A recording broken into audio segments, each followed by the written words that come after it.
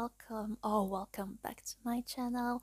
Today I wanted to talk about how to build your Lolita wardrobe if you're only a beginner. Well, if you're just starting in the Lolita fashion, if you're already an advanced Lolita or a Lolita with some experience, I think you won't need this piece of advice. But well, when I started Lolita fashion, I think these are things that I wish people would have told me. Well, some people told me a part of what I'm about to say, but some, well, I've learned by myself as I was building my wardrobe.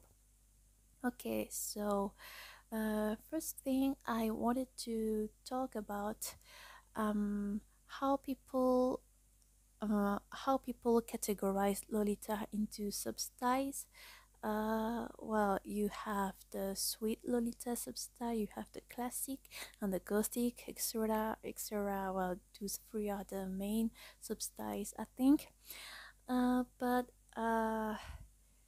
I don't believe that these substyles are actually that important when you build your wardrobe. Like sometimes I hear Lolita says that they have maybe, for example, 10 sweet dresses, 20 classic dresses, the rest of their wardrobe being gothic, or maybe half classic, half gothic, and that kind of thing. But well, I at least I didn't do mine like this. I think the first thing I would advise a beginner Lolita to do is to find a theme. A thing is something that you like, something that makes you happy, and you're going to build your wardrobe started from that or those themes.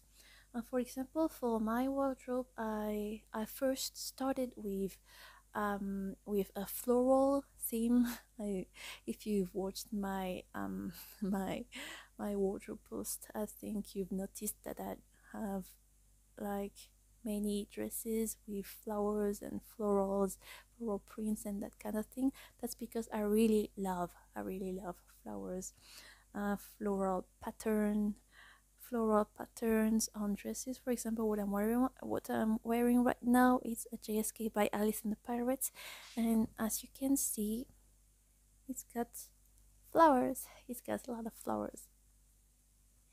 Well, sticky to theme, I think, help you build not a really cohesive wardrobe, but at least you collect things that you really love. Well, of course, if you're like 5 or 10 years into Lolita fashion, you're not going to stick to only one theme, but you will want to diversify your dresses. Well, I think that when you're just starting, it really helps because yes, in some way, somehow I think that it still helps build a cohesive wardrobe because, well, for example, for my wardrobe, since I have a lot of floral prints, of course I will want to have floral themed accessories like headpieces with flowers, or jewelries with flowers, and they kind of complement each other's, and it's actually really easy to build cord starting from that. But with time, maybe you want to expand your wardrobe, and for example, right now I'm not collecting specifically floral prints anymore.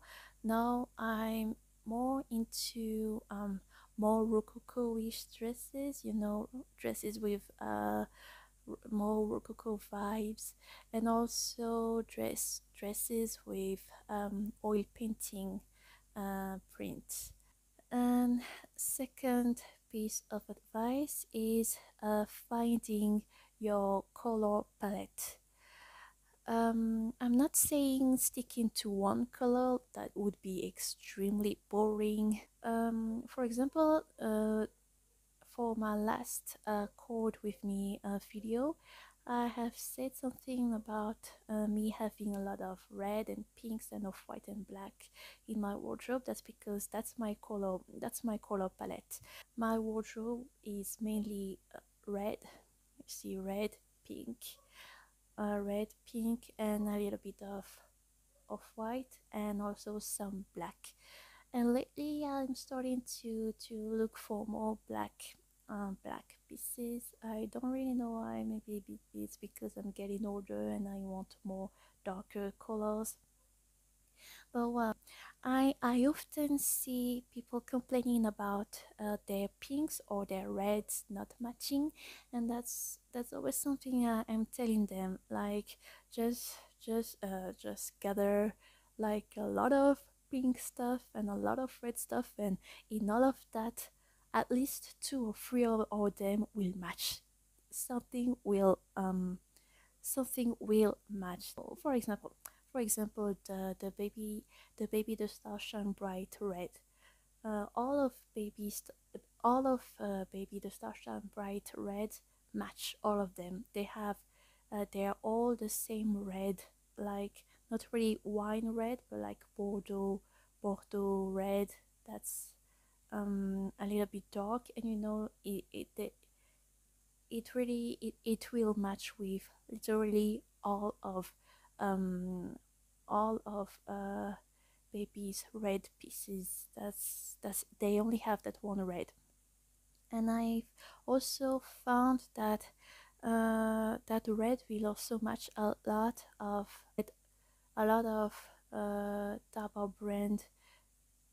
Taobao brands red pieces. I don't know why. I think they really don't. I think red is like the easiest color to match from any brand for any cord. Well, that's just my opinion. Maybe I'm wrong, but that's just something I've noticed. For the pinks, however, uh, pinks tend to be a little bit difficult. But what I'm just doing is it's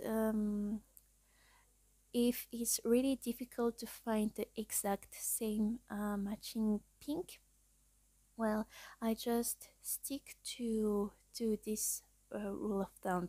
Is it a warm pink or is it a cold pink? Like when I buy things, I just make sure that I buy enough warm pink accessories and pieces, and enough cooler pink accessories and pieces. Well, I don't think I buy that much cool pinks because it doesn't really flatter my skin tone, since I have a very warm skin tone. Which leads to my third piece of advice. It is to look for the colors that will really match your complexion, your skin tone. As I've said before, warmer colors suit me better than colder colors. And my fourth piece of advice would be to find pieces with cuts that will flatter your body type. And I think that's mostly for the dresses and blouse part. Well, when we talk when we talk about Lolita fashion, we mostly talk about the silhouette. The silhouette is like the bell shaped or the A line shaped dress. Uh, and that's only for the skirt part. That's only for the skirt part. And I actually don't really think that it's that important, but for me, because I've learned to do that even before I got into Lolita. It's kind of important for me to find blouses with cuts that will flatter my body type. I've said it many times before, but I have very wide shoulders. I always make sure to find blouses that have this type of cut. You know, like it has to be free at the neck part here. I don't mean to get blouses that are like super low cut, like no, just free a little bit of this part. I just free a little bit of this part here, and plus it's really nice to add, like you see, like right now a necklace here. It's easier to see, and I think that's an advice that work both for people with wide shoulders and also with big chest. That's that's the one thing that I've seen have worked the best on me.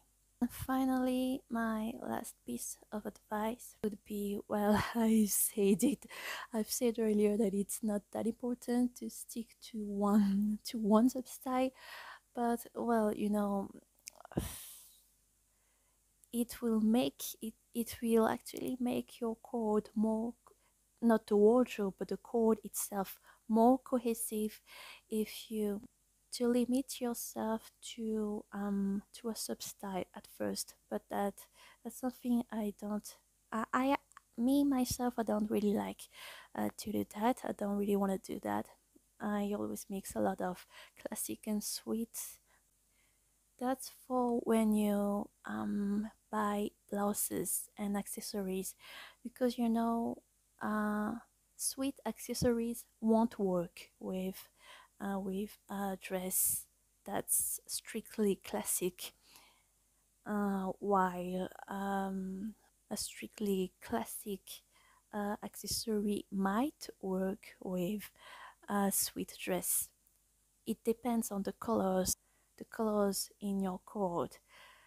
But even the colors, well, I said something about pinks earlier, but that there really is a pink for sweet. There are pinks for sweet and also pinks for classic. And most of the time, maybe you won't even notice it, but sometimes it's really obvious that an accessory, even if it's really plain, like just a rectangle headdress, you just look at the color and you think, well, I think it will be better for classic, but not so much for sweet, and you know that that kind of thing. Uh, a black rectangle headdress, for example.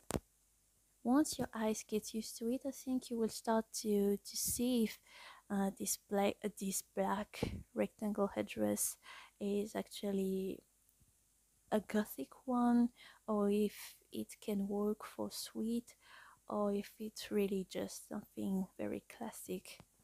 Yeah, I think these were the most important parts.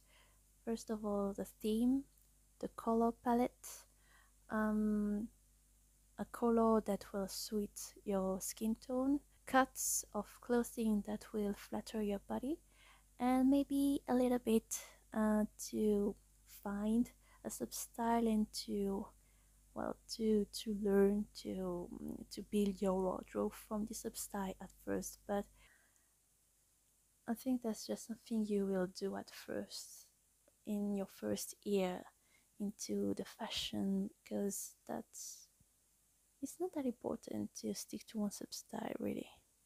So that's all I wanted to say. Thank you for thank you a lot. Thank you very much for watching me rambling. And yeah, bye bye.